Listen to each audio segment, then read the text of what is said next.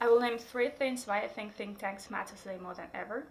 First one is that think tanks generate diverse ideas. Policymakers do not always have time to think about something new, or they're bound by certain political lines to take, whereas think tanks enjoy more political freedom and can think out of the box.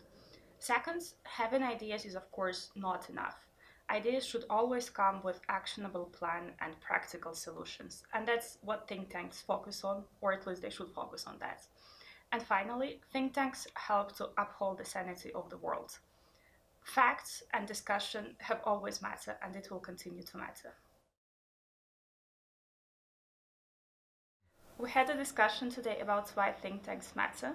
The discussion took place on the 31st of January because that's the day when University of Pennsylvania releases its annual Global Index of Think Tanks. The University of Pennsylvania is doing a great job ranking almost 7,000 think tanks worldwide into various categories. So today we discussed about why think tanks matter in general. The situation in the world has changed tremendously. There's abundance of information. There's a direct contact between policymakers, politicians, and the general public. There's social media. All these factors make the life of think tanks either irrelevant or much more difficult. We discussed what it means for the way think tanks operate and function, and what think tanks should do differently in the future and already today.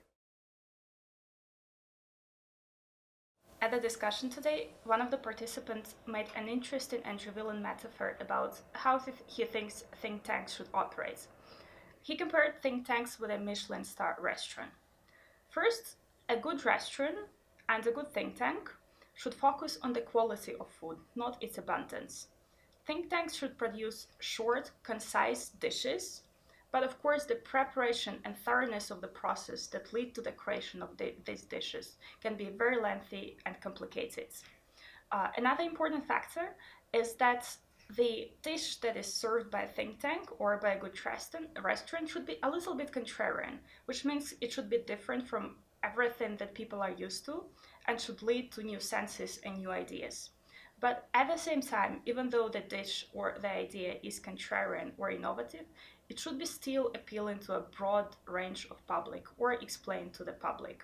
It should be so good that even a grandmother can understand it. But it's not just about the quality of the idea or of the dish, it's also about the positive emotions and the ability to reconnect with this dish that the dish should inspire.